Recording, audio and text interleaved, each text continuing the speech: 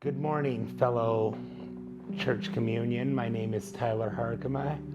I was born September 23rd, 1981. I had gone to church previously before attending Hope Church, but it was a long time ago.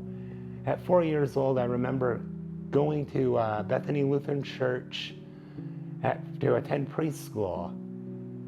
And I did that every Sunday for a little while, and then eventually, during that time, my parents had gotten divorced, and that kind of threw me and my sister and I through a loop, wondering why. And as time progressed, we had stopped kind of attending church, then we'd attend other churches, and eventually, over time, it just all came to a stop. Well, when I was in high school, it was when I started my alcohol addiction, and it was a bottle of Ice 101, and I had drank that and felt awful the next day and did what everyone says, that they would never drink again.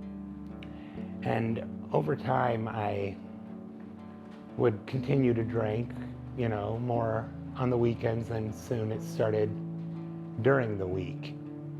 Eventually, over time, I had started getting into trouble and getting arrested for public intoxes, and eventually the courts had gotten fed up and thought maybe some treatment would help. So I went to Cherokee, to their treatment center, and accomplished that. And then about 3 weeks after I was out of treatment, I started drinking again. And they had always said if you quit drinking and start up again, it could be way worse. And boy, they were right, because I started drinking heavily even more. Pretty soon it was in the morning when I'd wake up, and then I'd go to work and continue to drink after work, and it would just be a vicious cycle. And over time, I would just start drinking heavier and heavier with whiskey and beer. Eventually, I had woken up in Averick McKinnon Hospital in Sioux Falls,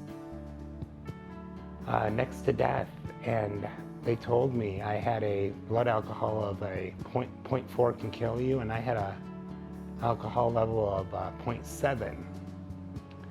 And my parents, they would urge me to go to treatment, and I said, no, I'm not gonna go. I'll just go to AA meetings and go see a counselor.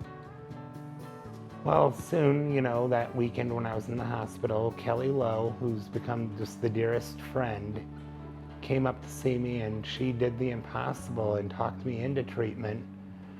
And she had said that she would come to visit me, and she did. She fulfilled her promise, and she would always tell me, you should go to church, and I would always kind of just blow it off and take it kind of as a joke.